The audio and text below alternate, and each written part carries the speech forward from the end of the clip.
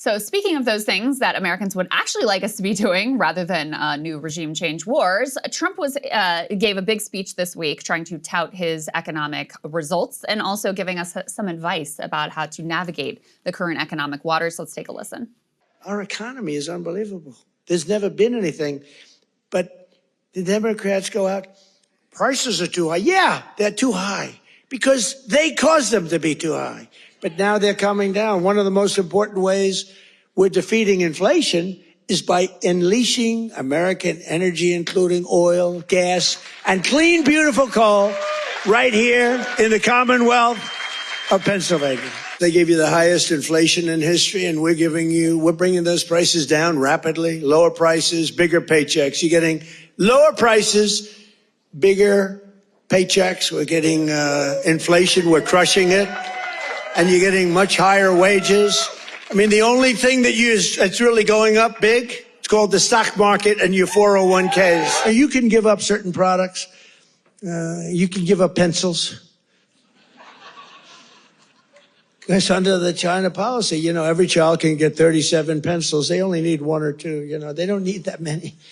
But you always need steel. You don't need $37 for your daughter. 2 or 3 is nice, but you don't need $37. Throwback to some of the Liberation Day rhetoric about your kids don't need that many dolls. You don't need that many pencils. I think he's used both of those examples before. I also love that, of course, the prices are high, he says. But then in that previous interview with Dasha Burns, he was saying, the economy's A+++++. Also, as a father of a just not even 1-year-old girl, they do need a lot of dolls. There's each doll has a very specific purpose, okay? In terms of when specifically and what mouthfeel the infant is looking for. So sorry, President Trump, we do in fact need lots and lots of dolls. He's the expert on parenting, I'm sure. That's true. He has a lot of kids. Very involved in raising all of those children. Other big economic news yesterday, everybody was watching this closely. The Fed announcing that they are moving forward with a 1/4-point rate cut. Let's take a listen to a little of that. Total PCE prices rose 2.8% over the 12 months ending in September. And excluding the volatile food and energy categories, core PCE prices also rose 2.8%. These readings are higher than earlier in the year as inflation for goods has picked up, reflecting the effects of tariffs. In the near term, risks to inflation are tilted to the upside and risks to employment to the downside. A challenging situation. There is no risk-free path for policy as we navigate this tension between our employment and inflation goals. A reasonable base case is that the effects of tariffs on inflation will be relatively short-lived, effectively a one-time shift in the price level. Our obligation is to make sure that a one-time increase in the price level does not become an ongoing inflation problem. Accordingly, we judged it appropriate at this meeting to lower our policy rate by a 1/4 percentage point. So a 1/4 rate point cut is a very modest, modest cut, less than what certainly President Trump is looking for. All expectations are Jay Powell's term expires in May. Either then or even before then, Trump will be putting in his own person. He has said explicitly that what he wants from that person is for them to cut rates aggressively. Powell seemed to be indicating hesitation and nervousness, and I think the Fed was divided in terms of even this 1/4 rate cut because you've got those competing pressures he's talking about. On the one hand, you have inflation concerns continuing.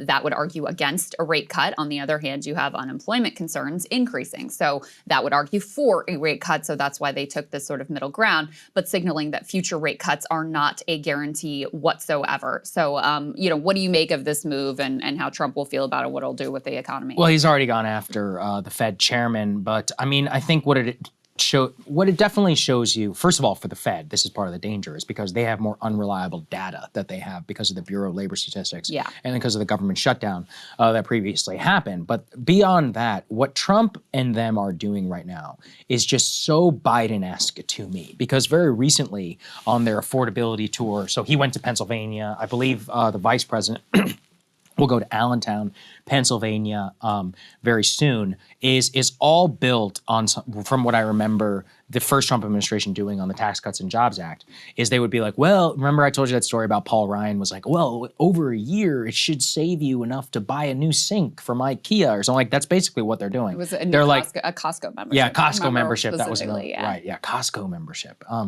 Love Costco. I don't want to shit on Costco. But the point is just that they're trying to find these like little things and statistics, which even if they may be true, don't really fit with inflation and are very much Biden-esque in terms of, well, we saved this amount of jobs.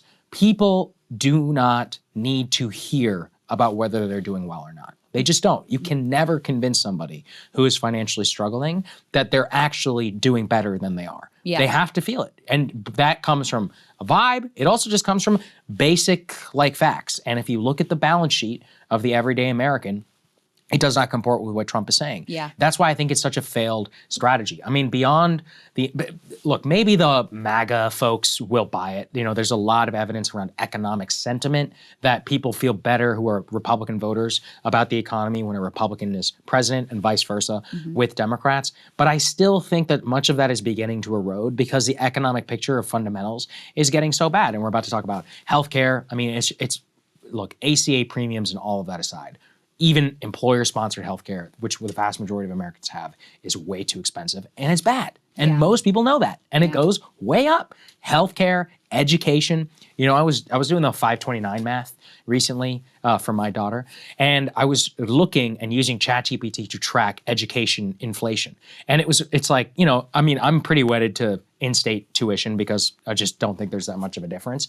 But even that, when you look at it, you're like, like when you're looking at 17, 20%, you're like, so I'm going to need 200 grand. This is going to outpace the S&P 500 just to send your child to a state school, like, and just track if things don't change. And I mean, would anybody take the bet that things are going to change in higher education? No, it's the most corrupt industry in the world. So everybody can feel that, everyone. And groceries.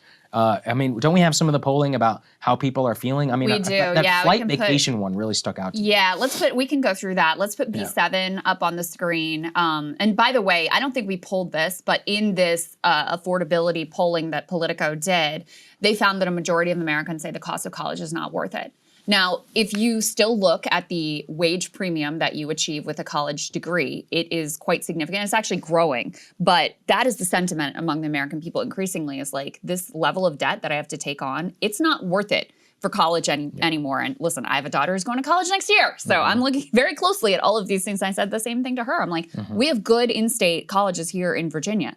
Why would we even look anywhere else when the tuition is so incredibly, this is insane for an in-state school, but it's utterly insane to go out of state. In any case, okay, here are some of the findings here. They say that nearly half of Americans said they find groceries, utility bills, healthcare, housing, and transportation difficult to afford. The number one issue that people had affordability-wise was actually groceries. And I think that's because, you know, that pain point is there every single week when you're going to the grocery store and trying to figure out how you're going to feed your family. That is with you every single week. And it is so in your face. And, you know, it's so in recent memory, you are connected to how much cheaper groceries used to be. Let's put B8 up on the screen as well. 27% say that they have skipped a medical checkup because of costs within the last 2 years. So a quarter of Americans saying, you know what, I just can't go in and get a checkup. We all know what that leads to. When you delay care, then you end up in the emergency room getting the most expensive care, and it's obviously much worse for your health. So this is a little window into why we spend the most on healthcare and get the worst results. Let's put the next piece up on the screen. This is the one you were referring to, Saagar. 46%. So almost half of Americans in what is supposed to be, you know, this wealthy, glorious country say they can't pay for a vacation that involves air travel. And I couldn't help but think about Sean Duffy telling us all we got to dress up and the improving the flight experience starts with you. Like, just imagine how galling that is for 50% of Americans who are like, fuck you, I can't even afford. Like, I can't even conceive of going on a vacation that involves air travel. And you want me to like show up at the airport, you know, and you're lecturing me about how I should be dressed in this theoretical air travel that I can't even afford to partake in. And then the last one we have here is food. Half of those surveyed said they find it difficult to pay for food. Majority, 55%, blame the Trump administration for the high price. So half of Americans saying they find it difficult just to pay for food. And people, of course, are not buying anymore that it's, you know, it's all Biden's fault, which is, you know, the two lines that Trump has are basically like the economy's amazing, A++++. I think he actually believes that. He does. I think he believes that because all he really looks at is the stock market. And he's like, what? The stock market is up. And, you know, I'm doing all these deals and all these CEOs are coming and kissing my ass and telling me how great everything is. I don't know what's wrong with you people. I think that's what he actually believes. And then when he's sort of cajoled by his aides into talking about affordability, he calls it a con job. Or if he's going to acknowledge anything, like he did in that clip we showed, he'll say, oh, well, any problems are Biden's fault. Right? People just aren't buying that anymore. And it's two things. Number one, look, you're the president. You've been the president for a year now. We're on your watch now at this point. But number two, he has been so extraordinarily active himself directly over and beyond, you know, going over the heads of Congress with his tariff policy. He has been so actively messing with the economy that, of course, that's going to land in your bucket. Not to mention all of the, you know, destruction of the federal government, all of those layoffs, which do have a significant impact on the economy as well. I think, you know, the air travel, yeah, first of all, as I said, I do agree with the secretary, but have you seen his most recent gambit where he wants to put pull-up bars in airports? So you're going to be in your suit doing pull-ups? The last thing on earth you want when you're at an airport is more performative antisocial behavior. Anybody who wants to do air pull-up in an airport, you are a fucking loser, okay? 100%. Now, can I be honest with you? Oh, go ahead. I actually wished at times when I have like a long layover, there was a gym at the airport. No, that's not the same thing. Okay, a random pull-up bar that you're doing. Yeah, but Yeah. like to have a gym at the airport where you can actually work out and take a shower. Like, yes, I actually. How many people have that long of a layover? I mean, who's laying over for multiple? Unless you're flying international, you have never more than a 2 or 3 hour layover. I mean, sometimes you fly international. Right, but then you're going to be international. You're not going to be in America, so it doesn't even apply to us. You're probably going to be in Europe on your way somewhere else. Okay, whatever. I'm just saying there have been times where I've thought like I wish there was a gym here because then I could. You just feel better after you work out and get a shower. Yes, as long as the shower is involved. I'm not trying to like dress up and do some pull-ups. Who else is going to? That's what. But I'm saying, who's going to do that? I mean, who's actually going to shower? Have you been on an airplane? You ever been on a flight to Florida? People don't even wear deodorant. Okay, they wear those cut shirts down here with fucking flip-flops and their disgusting, smelly toes. All right. So yes, he's correct about people. Did you watch the Tim Dillon bit about? No. What did he say? Oh, it was he good? hilarious. Okay. Yeah, I'll definitely check it out. Yeah. Let's bring it back. I have very strong feelings on air travel. All of that said, you are correct in that when you can't, look, vacation and air travel actually is a current proxy for the current U.S. economy. Because if you saw this, you would think that air travel is very cheap right now. It's actually not. It's very expensive. Part of the reason it's very expensive is because the top 10% of Americans are actually flying and vacationing more than ever. The luxury resorts and all of that are booming internationally off of the backs of rich Americans. But the poorer Americans, and this is the thing about democratized air travel itself, it's supposed to exist for everyone. That's actually one of the coolest parts of the United States is almost a third of people go on an airplane every year. And it's because of vacation, to visit family. I mean, that's the purest form of like democratized travel. Yeah. And to the extent that we defend budget travel, that's why people are always like, oh, Spirit Airlines. And listen, I mean, I don't want to fly it or any of that. I hate Southwest, you know, if I'm ever forced to fly it. But it's good that it exists because it exists so that someone can go visit their sister on the other side of the country, right? And if you can't do that, you're really robbing people of a lot of experience. So 2000, Thanksgiving was the most amount of people this year on the road since like the year 2000, right? Yeah. And it's been 20 years or something like that. And mostly people can't afford to fly and people are afraid also of the whole government shutdown, TSA situation. I just think when you put that all together, when you have to make trade-off choices about things that which, look, you know, nobody deserves to be able to go on a European vacation, for example. Mm-hmm. But somebody deserves to be able to fly to the funeral of a family relative, Yeah. or to visit their, at least in my opinion, I think that's part of the foundation of being able to live in this great big country of Also, ours. just like, I mean, I feel like there used to be a real sort of aspirational celebration of like, you know, the ability for families to take the vacation. And that was understood as part of just like living, you know, that you're not just surviving, you're able to live this like fulfilling life. 100%. And complete life. Right. And so, yeah, now people are just increasingly priced out of the possibility of that. Not to mention if you're actually, I mean, God forbid you want to go to Disney World, forget about it. You better be like, have saved for years, you know. I've done the math. It is cheaper to go to Japan and to go to Tokyo Disney than it is to go to Disney World. Well, to the high price, like if you want the full-fledged experience, it is orders of magnitude cheaper to go to Tokyo Disney, to fly to Tokyo and to go to Tokyo Disney than it is to go to Florida and to some grand Floridian. And there's no little undiscovered cheap beach towns. Everything is multi-million. Anyway, we're getting sidetracked here. But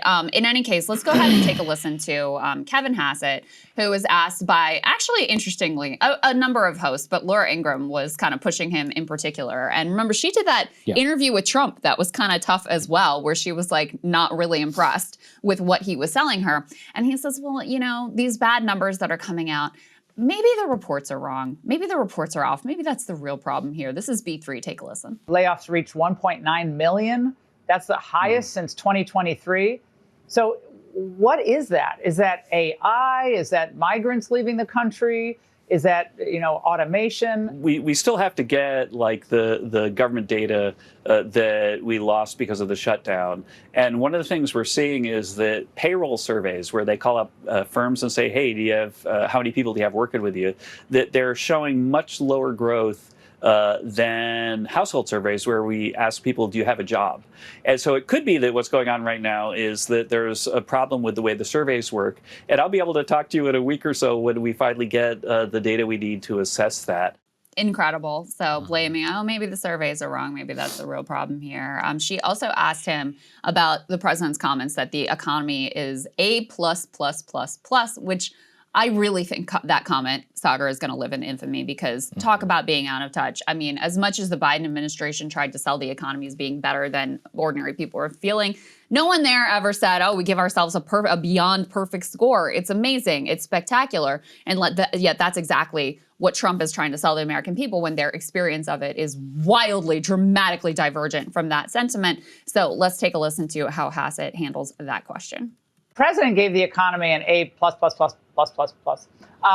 But you know this, I know this. The November Fox News National Survey found that 76% of voters still view the economy negatively, and that's up from 67% who said the same thing in July.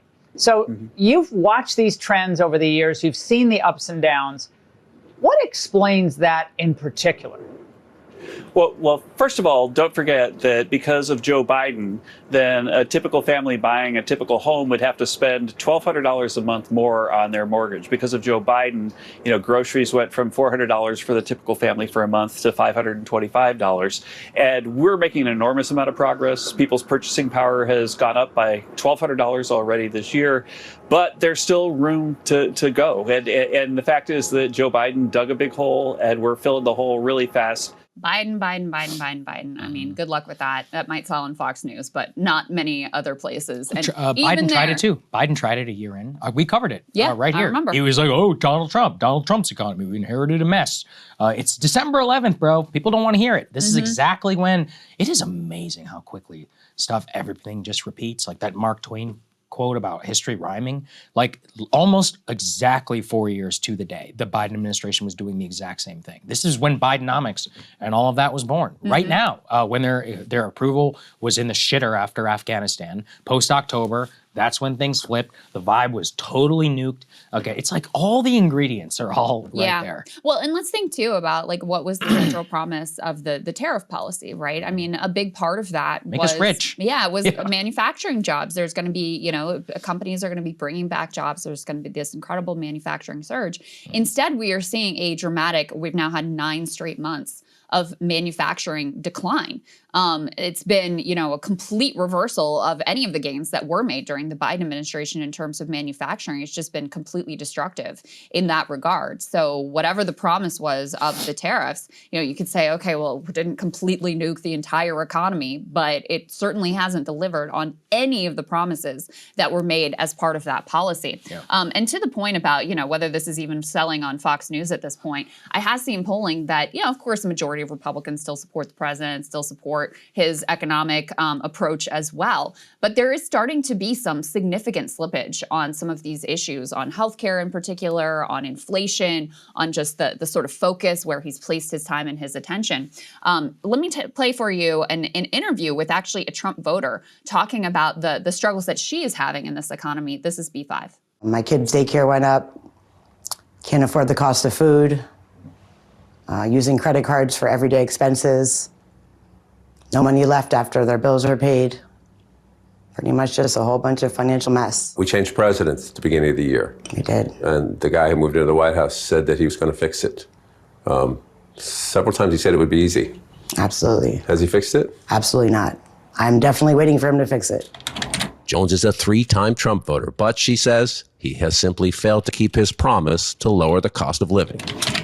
I'm very let down by that. Very, very let down because I feel like it's only gotten worse.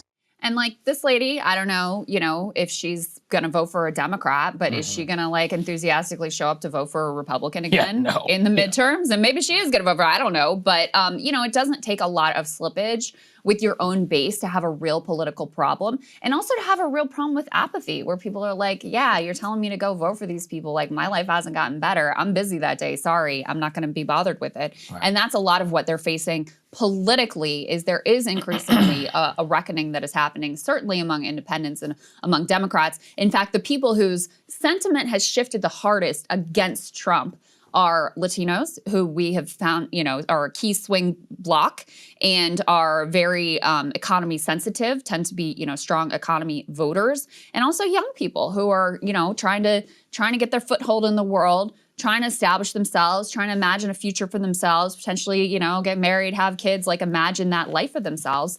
And they're just getting hammered and hammered and hammered. And their whole future is being sold out to these tech oligarchs too, by the way. Yeah, it's not good. It is certainly not. And look, voters, they're paying attention. Convincing them otherwise, it never, ever works. Hey, if you like that video, hit the like button or leave a comment below. It really helps get the show to more people. And if you'd like to get the full show ad-free and in your inbox every morning, you can sign up at breakingpoints.com. That's right. Get the full show, help support the future of independent media at breakingpoints.com.